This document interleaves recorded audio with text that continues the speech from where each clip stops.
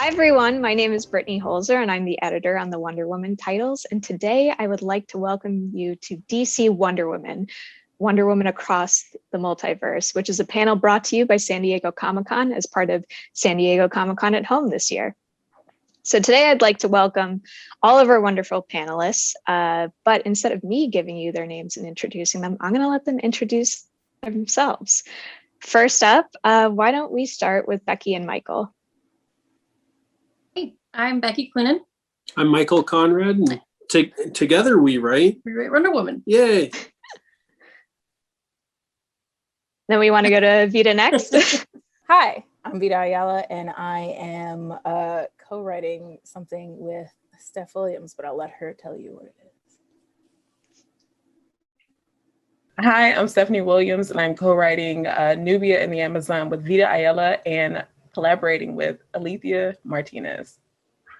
Hi, my name is Alethea Martinez, and I get to draw Nubia. That's amazing. It's written by Vita Ayala and Stephanie Williams.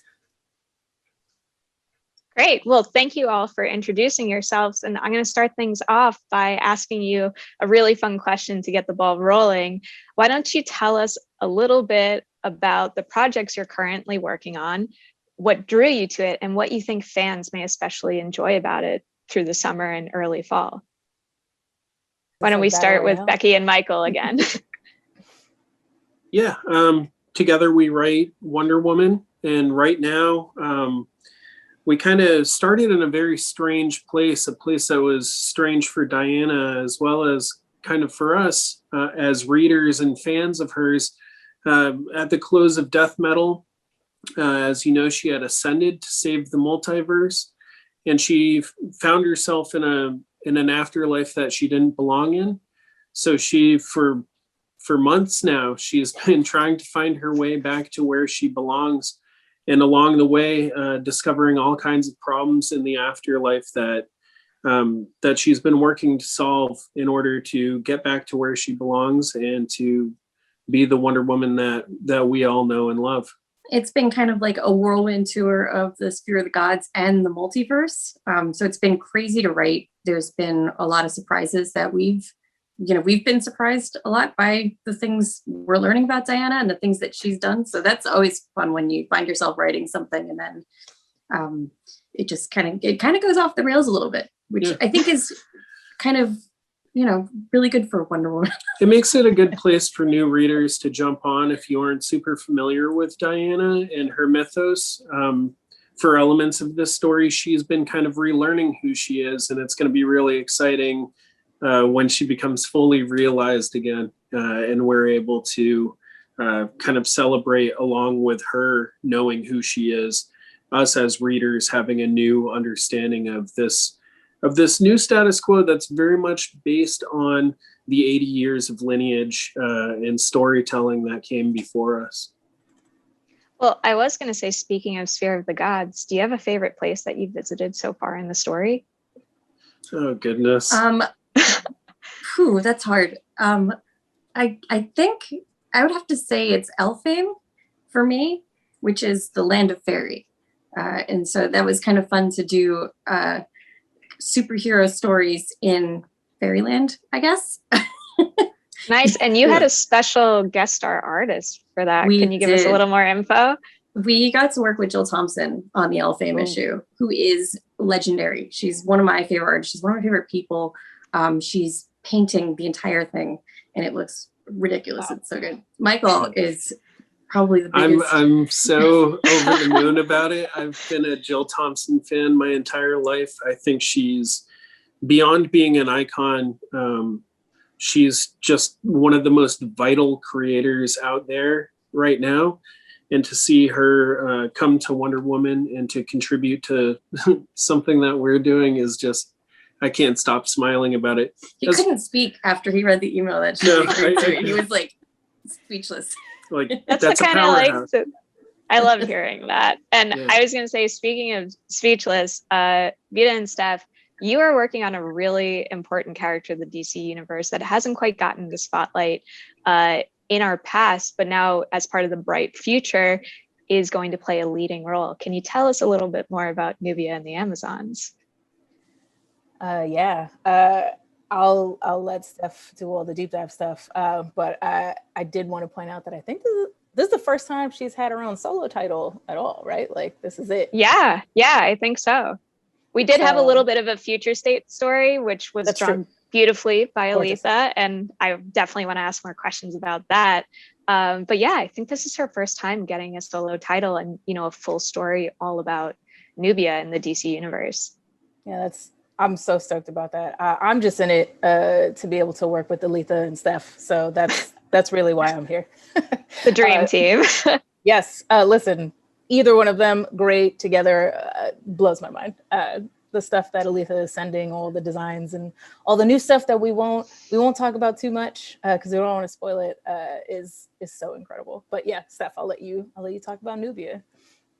It's just kind of mind-blowing that one to be writing something that is really her own, right? Because when she has popped up the couple times that she has throughout her history in DC Comics, which has been decades, there hasn't really been much there, and with no pressure, no pressure at all. For a character who has a fan base that she does with little to no comic history in itself speaks volumes about the character. So it's just a joy to be able to give her some more backstory, some more meat, and to really give not just Nubia, but also her fans something to finally be able to like gravitate towards and hold on to. Like what a dream come true, one, to work with Vita and to work with Aletha, because both of them are two creators that I have enjoyed for as long as I can talk about comics. So I don't know, like it's an amazing undertaking, but one that I'm happy to be doing. I talked about Nubia on a podcast that I used to do that's centered on Black superheroines, and I just remember thinking like, wow, so this is going to be short research. And it was because it was little to nothing there. So hopefully one day if somebody is doing a podcast on Black superheroines, now they'll have at least this series to go to. And that is something that just really excites me. And to have her first solo title being, you know, written by Steph, who is the Black woman, and drawn by Aletha, who is just the perfect person to draw anything really, but like specifically Nubia, like that. No. Yeah. Yes. You don't pay me to lie. That's expensive. All right.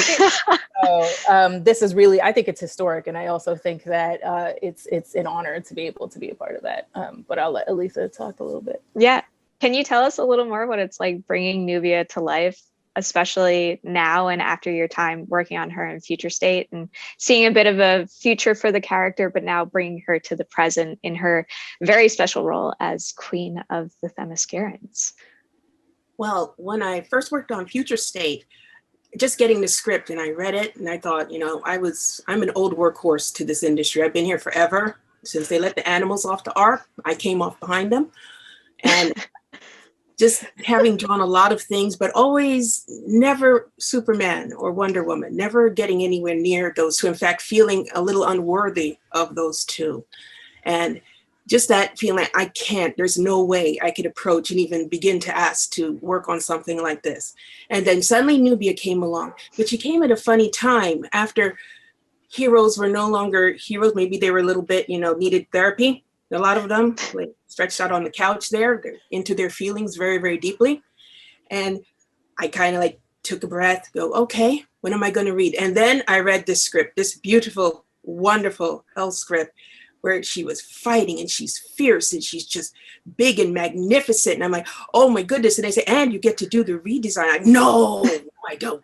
Like, yes, you do. It's like, possible. Certainly someone else has designed this character and I will just follow and draw like I always do. No. So I'm looking at it and I said, what does a hero like this need? What was classic to these heroes that we don't see with Black characters at all? Well, classic to them is the big hair, number one. Yes. I noticed a lot. I mean, they had her crop with no hair at all. It's like, what? Are you kidding me? No. We need the flowing locks, number one. And we need to see a powerful yet sexy woman.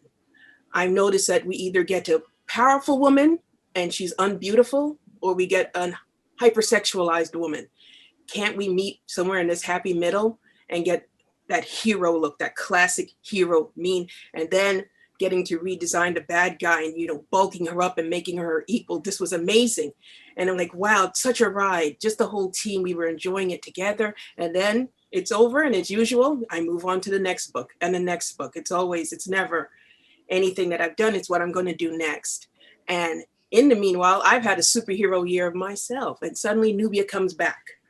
And I'm going, oh my goodness. And she feels different to me now. I haven't gotten to read anything yet, so I want to be pleasantly surprised. Look how I'm staring at you, right? Because you know what I like to draw, right? It's on me. It's on me right now. It'll be worth the wait, I promise. But she's sitting on a couch anywhere. Make me wear out my lipstick, please, please. Okay. I expect great things from this character. I expect power from this character. I expect beauty from this character. And then she's surrounded by all her brilliant sisters. Oh, I'm here. It's going to be great. I'm here for it. I'm so excited for fans to see all of your takes on Nubia. And I was also going to add in, Nubia is so much part of Wonder Woman's 80th year anniversary, and, you know, a celebration of all of the Themyscirians and all of the Amazons. We're celebrating 80 years this year, as you all know. What is your favorite memory of Wonder Woman in any medium? Oh, I know my favorite memory. So I'll give anyone who wants to talk first, because I know this is something that even when I ask this question, I think like, can I possibly answer it? Because there are so many incredible moments. Yeah, right. All right. In any medium. In any medium. All We're right. celebrating it all.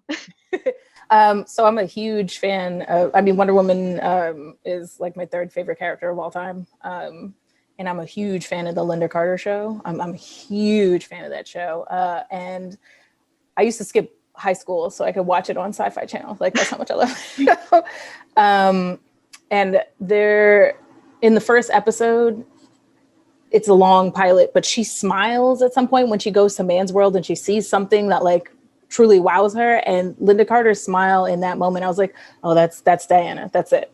That's, to me, that's the core character. This like strength and beauty, but also like this kind of joy that like we don't let ourselves like feel when we grow up. But she was like, I don't have any of that baggage. I was like, oh, that's it. And so whenever I'm like writing Diana, because I've had the chance to do so, or even like reading other things, like I'm always like, that's the center that I write there.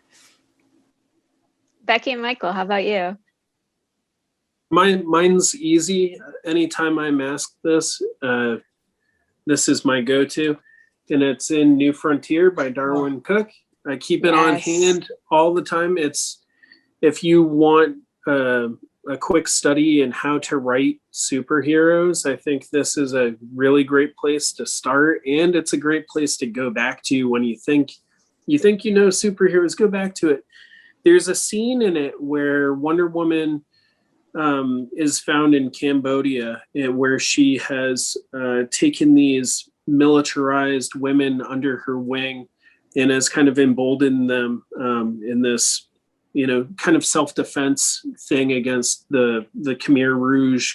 For me, it showed a level of Diana that is rarely seen, but I think is like the refined definition of what she is, which is someone whose moral compass is self-defined. And that's one of the things that I find most exciting about Wonder Woman, Nubia, all of the Amazons. They aren't these people who have suffered the loss of a mother or father and have lived their lives on a vengeance trail as a result of it, or these displaced aliens who have learned to be good from these like country bumpkin people with good old Americana. He's someone who figures out. Whoever could you be talking about there? We love Superman. We love Superman here too. We just prefer Wonder Woman. Not knocking any of these other characters, but they lack something that the Amazons have, which is an agency. And especially with these iconic, powerful female characters, I think that's really important to show is that this morality is evolving, self-defining, and it's something that can change. And what's a more admirable quality in a hero than the ability and the capacity to change and to evolve with the times. So Darwin Cook's New Frontier, that one's mine. I also love George Perez, Greg Rucka, Gail Simone. I'll name them all. Of course, all of them. Taking all of mine. Why choose? Yeah, I was actually Darwin Cook, of course. I think that version of Wonder Woman is the one that I always go to when I think about Wonder Woman. But like Michael said, George Perez is like incredible. Where Cliff Chiang was one of my favorite artists. When I think about the art on Wonder Woman, I think Cliff Chiang is someone who his run was. This was back when DC was sending out comps, and I was getting comps of everything, and I would go through it every month and like pick out the Cliff Chiang Wonder Woman stuff because it was like so like visually it was like a feast for the eyes, and it was like something that I needed to get back into the character. Yeah. Steph or Aletha, you want to go next? Oh, I can go. So I'm sorry that it's not a comic book, but I keep going back to Justice League and Justice League Unlimited. So good. Because there is a 2-part episode there that always comes to mind when I think of Wonder Woman, and it's Maid of Honor Part 1 and 2, where Wonder Woman is basically living a life in Paris with the Princess of Kazakhstan, I believe, or Kaznia. And it's just fun because you get this Diana who is, you see how she is kind of stuck between two worlds, but it doesn't really matter because it's Diana and she makes it work. And I love it because also it's very queer coded. That was something that I also really loved about that episode because I was like, yeah, so like let them kiss because you almost think it's, it's gal pals, right? But it's just a really fun episode because it starts off with action and Diana like tearing her dress, the bottom half apart so that she can handle her business. And like, of course, Bruce is there, but Bruce just kind of stands back and lets Diana do what she needs to do. And it's just a really great 2-part episode. And it just showcases Diana in a way that I've just always loved. Like she's someone who could mess you up, but also at the same time is a really great friend. And I don't know, like it wasn't an introduction to Diana, but it was one that made me say, okay, I get it now. Like I get why everyone loves Wonder Woman, why everyone loves Diana, because now I love her too. That's awesome. Yeah, the animated stuff I feel has brought so many readers to our comics in the past few years because that was our gateway drug. Batman the Animated Series, Justice League, Superman, all of those I feel really influenced the way a lot of us approach the characters nowadays. And Aletha, I'm going to save you for last here. What is your favorite moment with Wonder Woman? It's weird. She's been one of those characters, like a reoccurring character throughout my life. I remember being very young and outside the country, and there she was on TV, this goddess, truly a goddess to me. And she had a cape. I mean, she spun and she's in costume. She spun again, and there was a whole cape. I'm like, oh, this is wonderful. This is the most amazing thing. Then they make you go play in the yard because children weren't allowed in the house in Curacao. Just to know, you're in the yard with the dogs. So I never got to really watch it until we got to America, and by time then it's not on the TV anymore. Now you're getting the flood of all what's here, and it's like culture shock. And then here she pops up again a little later in my life, and she's equally as beautiful. I loved reading Terry and Rachel Dotson's work. He drew like the perfect Wonder Woman. It's like, this is what she should look like on paper.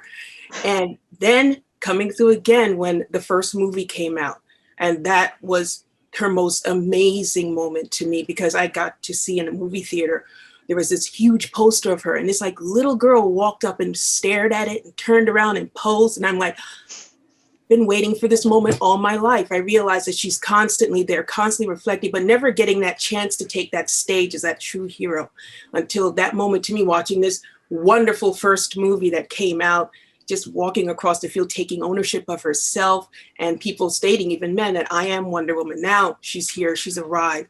And to be able to hopefully bring Nubia to that, to be able to have her stand as well, because that is like so important to me. I can't even tell you how important that is to me, because many people know that, you know, especially as a Hispanic woman, you are constantly hidden. You're constantly mistaken for someone else. Your job is to blend and to fit where other people think you should fit, including our beloved Linda Carter. She blended and fit too.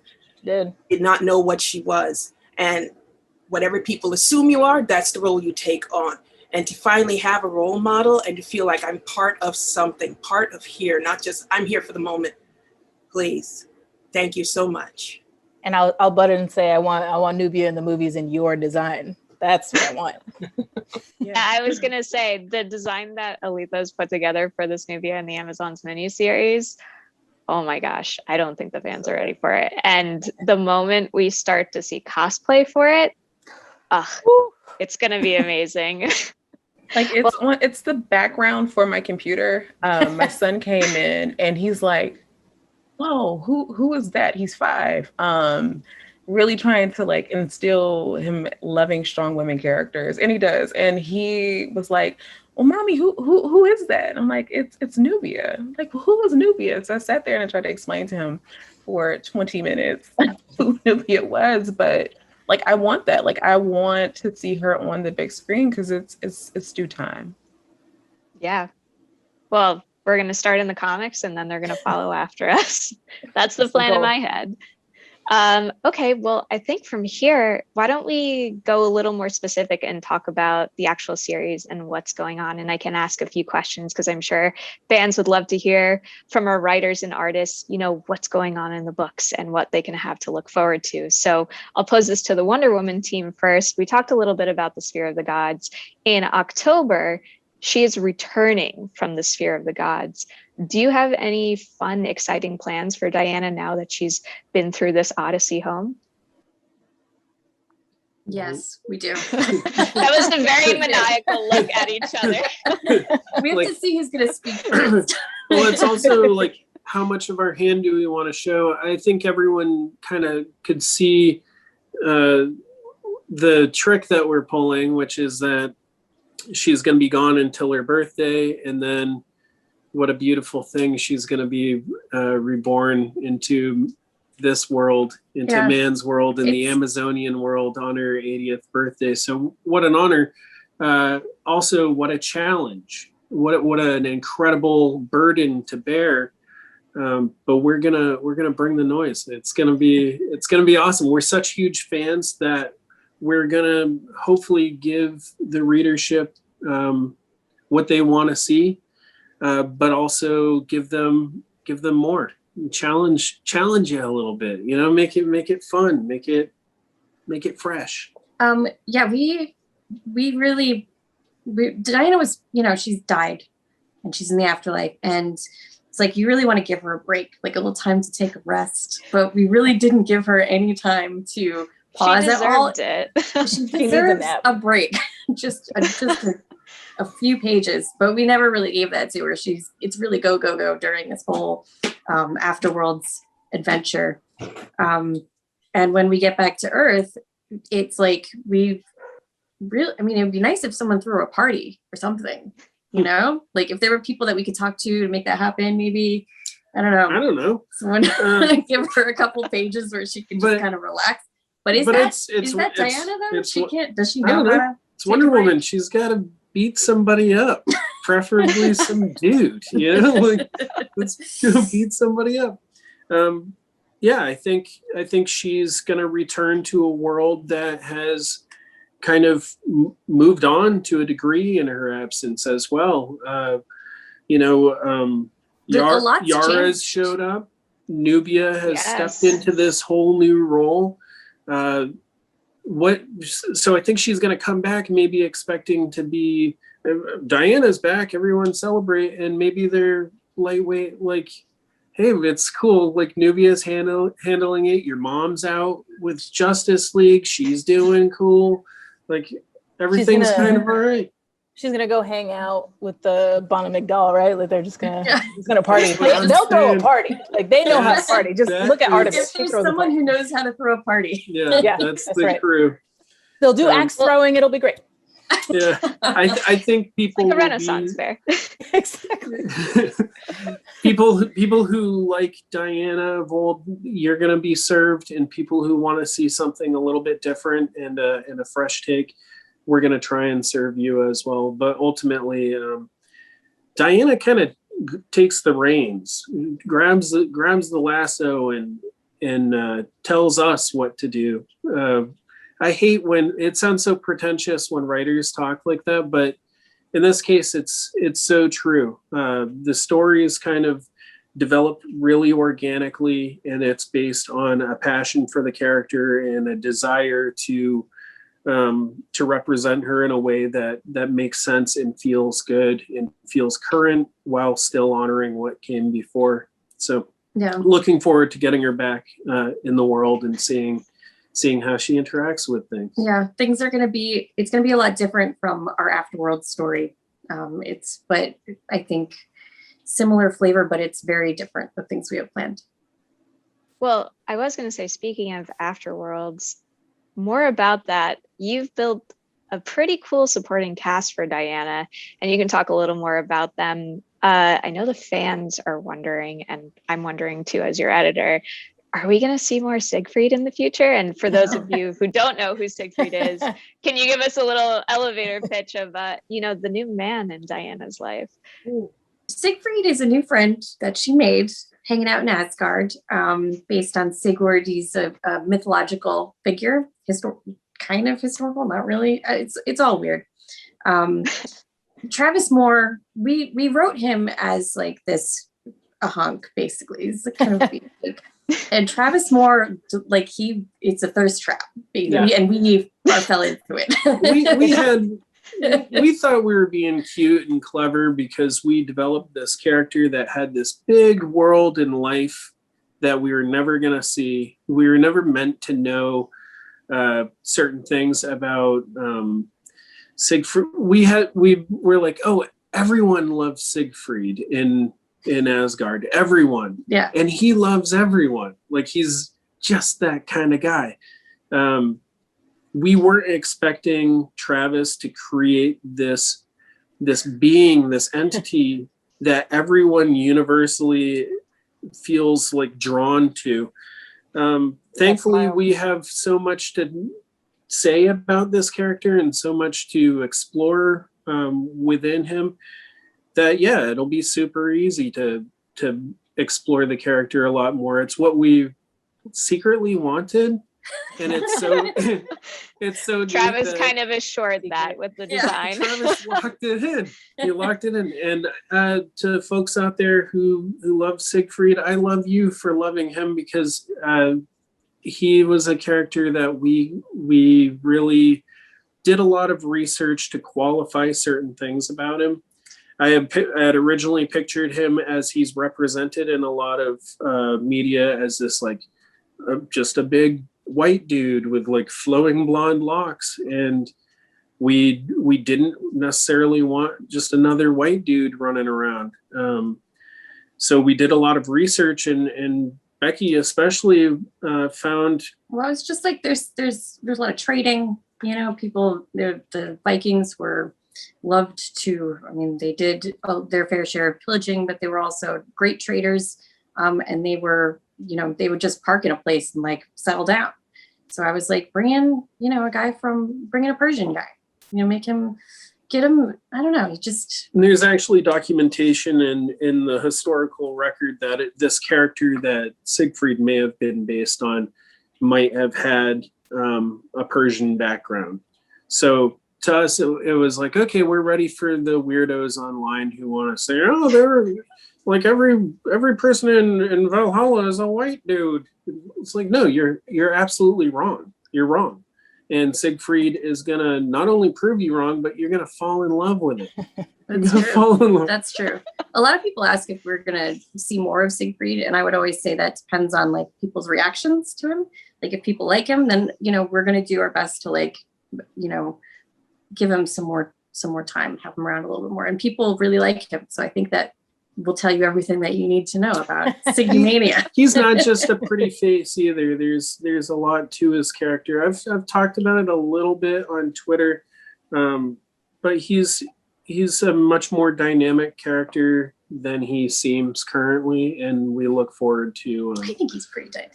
Oh, he's you're also looking at his hair. His hair is dynamic. His Very dynamic chest. hair. His He's- smile. Can we just talk about? He has like the crest smile. It's incredible. It like lights up the page. It does. And that's all Travis. You know, working with Mhm. Travis, and Tamara. and Tamara, we got a Tamara Bonvillain, one of the greatest colorists working in the game. yeah. She really brings every page to life. She was like our #1 pick for colorist. And I was like, if we don't get Tamara, I'm gonna throw the biggest tantrum you've ever seen. And luckily it was like I'm so glad I didn't see it. I don't know that I've ever seen Becky throw a tantrum, and I'm so thankful to have not seen it yet. But yeah, more Siggy. Yeah, demand it. All Right for to more Senator. Siggy. Say we want more Siggy. People have Yeah. spoken. people have Well- spoken indeed. Using that as a transition over to characters from the Wonder Woman mythos that have taken on a life on their own and become such a big deal that fans have demanded more. We've listened, and that's where we get to our Nubia and the Amazon series. For either our writers or our artists, Aletha, you touched on this a little. What is it like bringing Nubia back into the current continuity in a role that she's never inhabited before? We'll go with Aletha first.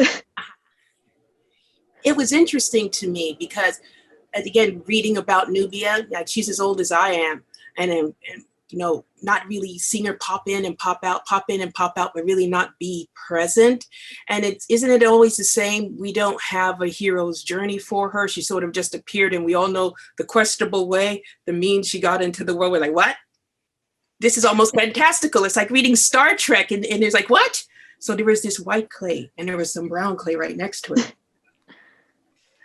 It was like a train wreck that I got to read. And it was like, oh, this is so much fun. Where are we going here? This is, oh, anyone else feel the heat from reading this? I was like, this got published, but okay, that's fine. But to get to retell that story with her feet on the ground, finally, it feels like she's going to be a real Amazon. She's going to get to be a real girl this time around, but more so maybe a real woman. And like the sketches, I've done like lots of little sketches visiting her, being with her, but I only turn in like the choice 1 or 2 that I like. The rest, they get the scorched earth treatment. Oh. I know people here, I destroy pages like you couldn't believe because I was going to say, you have a lot of artists on this panel, and as an editor, I'm just like chills right now thinking of all the things I haven't seen. I was like, no, you can't. And then I was like, oh, I destroy so much of my own art too. So I get it. And I'd just love to share the with you truth. my home address in case you ever just want to just Same. mail me Actually. something. I have a Got fire pit. some I walls, promise yeah. that's where it'll go. It definitely won't go on the wall. Uh, Definitely not. No. Yeah. I was like, it just because she didn't say anything to me, and getting to draw her in future state and then redesigning her now. And I said, the first thing I'm going to do is I'm going to really touch her with the colors. I'm not used to having so much input. So when I'm used like, you tell me what to do and I will get it done for you. Other than that, it's like, hey, you want to actually think about it? You're actually like tapping my soul with that, making me have to go, what do I want? What do I want to show? And to me, that's something I've always very much guarded. So it was very difficult to get in touch with how I felt about this character and, bring that little breath. As I said, it's like sometimes I'm drawing, it's like I take my art extremely serious, maybe more so I don't have fun with it because it feels like something I had to fight for instead of something that I got to love. So it coming up, the approach is different. And then it's something I'm fighting to hold on to. Like every day is a struggle. There's not 1 minute of the day that I'm not going, here we are. And I want people to be able to see that reflection, that power, that strength, that beauty. And it's like, I don't want to draw an unbeautiful woman here, especially because I know that, like I said, she keeps popping up in my life. She keeps coming back around, but this time she's coming back in the form of Nubia. And this is my chance to finally have that little girl see that reflection. And she's not just going, is she, or might she, or can we? No, you identify, this is you, this is us. So when you're dressing up in that wonderful cosplay, you can feel sexy. You don't feel like you're borrowing pieces of another character, or you're borrowing something that shouldn't be yours. It's not your legacy. And so you know how it feels when you put on a costume. but it's really like you're putting on two costumes and you're braced for the people's bad reaction to something that you love. Like, you don't have a right to love it. This is not yours. This is yours. Put it on. Whatever. And that energy comes through, and to me, like I'm the one contributing the least here, but to me, what's important is that your feelings, that your passion, not just passion, but that your struggle and your love for this character is what people get to see, right? Like, this team isn't just like, all right, you have a job and you have a job and you have a job. Like, why would we even be here? What's the point of doing this project, right? Like, the whole point is that we are given the opportunity to definitively say who Nubia is. And again, I step back from that because I think that it is really important for Steph and Aletha to be able to do that as much as possible. Because I feel like if it means this much to me, it must mean more to you as women, right? Especially as women of color. And so I want that passion from Aletha. That's what I want to see when I'm turning pages, or, you know, if she sends me any pages, it's like, that's the thing that's going to make it even more meaningful for people, right? Like, you had to scrap and fight every single day for it. And that's going to be the legacy. And then we're going to get to see that. And to me, that's so special. That's incredible. Yeah. And oh, Steph, you go. No, I was going to say, just piggybacking off of Aletha's energy. That's the way that I feel about Nubia. Because often when you bring her up, it's, oh, that's Wonder Woman's Black sister. But it's like, no, this is Nubia on her own. Like, she exists. Let's make her so fully realize that you have no choice but to see Nubia and Nubia alone. And that's no shade or anything to Diana, but it's just so important that this character stand on her own and be her own thing, so that when you think of Nubia, you don't think of Wonder Woman, you don't think of anything else, you just think of Nubia. And I just think that's really, really important. So to hear Aletha speak so passionately in that way just makes me even more happy. Yeah, it's not player two colors. Like, it's not Wonder Woman player two colors. It's Nubia is her own thing. Yeah. And that's wonderful, right? Like, the secret agenda of everyone on this panel is to elevate everything that has to do with the Amazons, and to make each separate character who is being featured the actual star of whatever is going on. I know that Joelle couldn't be here, but like, the same, I'm sure that she feels the same about Yara, like, who I'm in love with. He's already brought the fire with Yara. I love that. We love Wonder Girl here. So good. But, you know, like, I feel like that passion that we're all bringing, I think that we're going to be able to duke it out, you know, with Smallville and with Gotham. Like, I'm just saying, like, Yeah, and I love those both too. Don't get me.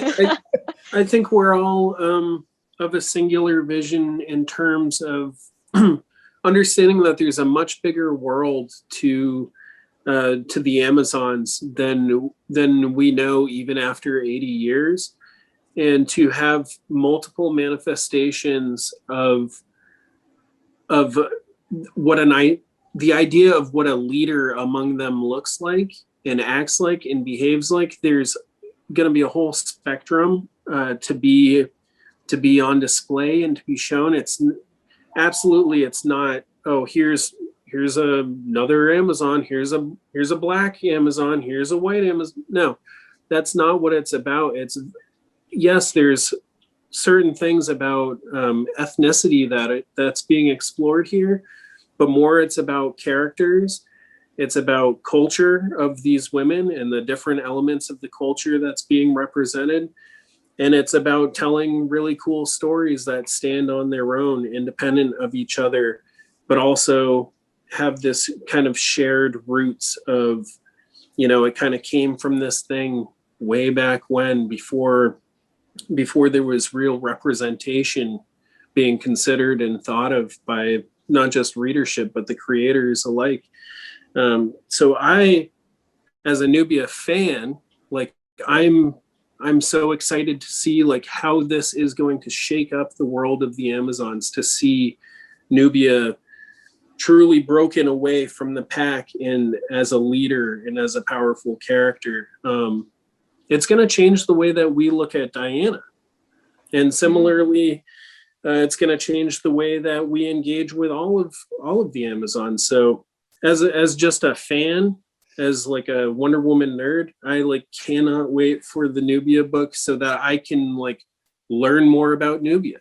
I'm right there with everyone else. I'm like, oh my God, she's like finally like gonna get defined and built out and be doing her own thing. It's so sick because I love the future state stuff. Yeah, and I wanted more, and thank God I'm getting more. Like, I'm giddy about it. Right, like I want everyone's favorite to be Amazons. Like I want an Amazon for everyone. Like not, you know what I mean? Like if you want to identify with Nubia, if you want to identify with Diana, if you want to identify with my, you know, one of my favorites, Artemis. She goes hard. I'm just saying. A lady with an axe in those arms. I love the arms. You know, that's what I want. I want like people to be like, yeah. Superman's cool, Batman's cool, but have you seen these other Amazons? And we got like, well, Wonder Girl is also quickly becoming my favorite, but like we have so many choices, right? And I want to elevate all of that, right? Like I just want to be like, we're gonna sweep all the number 1, 2, 3, 4, 5 spots. Like that's what I want. Yeah, Becky, you go. Yeah, I was gonna say, like, as creating superheroes, it's like we're writing modern mythology. And right now, if you ask anybody, like, where did Batman come from? Everybody knows. And if you ask like, oh, it's Superman's origin, like everybody knows, they know who the villains are. But if you go to someone on the street and like ask about like, oh, where did Wonder Woman come from? Or like, who are some of the other Amazons? Like most people don't know. So I think we're at like, we have this it's a crazy time right now where we're like able to define and to write this new mythology that is going to cement it in people's minds, like what's coming and like who these characters really are. In a mythology that isn't just limited to Diana, you know, like there's a ton of colorful characters in the Wonder family that all kind of that need moments, that need time to be able to communicate their value to the greater story. So that it's super exciting to be a part of. And as the writers of Diana, Diana's always going to be like the star of our book, but we're also like just champing at the bit to like have an opportunity to show like some of these other characters as they're developing and growing, and to show what the relationship looks like and what that feels like, and to see what the other writers that we're working side by side with or how they interpret it. It's just really exciting to be working on Wonder Woman right now with all you guys just doing such incredible work. And, you know, it's just really inspiring. You know, it makes us want to write even more, and it makes us want to be better to see what you... And we all wanted more Aletha drawing Nubia. Thank goodness. Thank goodness. Here. How awesome. Yeah. We got to work with Aletha very, very brief, only just 4 for pages, a little wink 4 of the eye, but it was a delight. Talk about that inbox popping, and you get to see the artwork before everyone else. It's so sick. I'm super jealous of Team Nubia for getting to see Aletha artwork early. Well, we'll definitely be teasing it to all of you. Yeah, you better include us on that. Come on. Slap my name on the old CC. I won't say anything. It's cool. Well, I was going to say, it is also worth pointing out that, you know, after 80 years of the character, this is the first time we've had so many series in the Wonder Woman family going on at the same exact time. And that's so exciting to see all the stories all of you are telling together, whether it be Nubia, Diana, Yara Flor with Joelle Jones's series. It's an incredible time to be a Wonder Woman fan, and we're just so excited to share it with all of you. So unfortunately, our writer-artist of Wonder Girl, Joelle Jones, couldn't make it today, but she wanted to send along a special video as a thank you to all of the fans. Hi everyone, this is Joelle Jones, writer and creator of Yara Flor, aka Wonder Woman. I just wanted to reach out and thank everyone for the amazing response to Yara and Wonder Girl in general. It's been fantastic, so thank you. I'd also like to make a special shout out to all the Brazilian fans and the artists who've reached out to help me. When I started working on Yara, I really wanted to create a modern superhero, showing her warts and all. And she means so much to me as I've worked on her, and I've fallen in love with her more and more. I've got some really exciting adventures planned for her, and I can't wait to share them with you. It's going to be really exciting, and you're not going to want to miss any of it.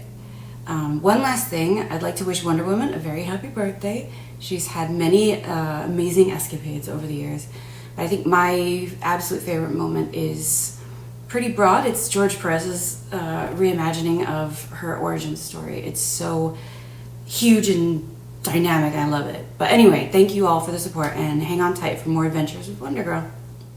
I wanted to say thanks to all of our panelists today.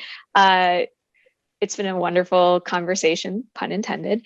So again, we're celebrating 80 years of Wonder Woman this year, and the superhero's timeless message of hope and empowerment with original content, commemorative comics, books, global fashion collections, and experiences, all culminating on Wonder Woman Day on October 21st. And for more information on that, make sure you check out dccomics.com, or we also have some hashtags on Instagram like Believe in Wonder and Wonder Woman 80. And I'm sure you will see this entire team there chiming in, posting awesome art. We can't wait for you to join us this year. And thanks again to everyone for joining.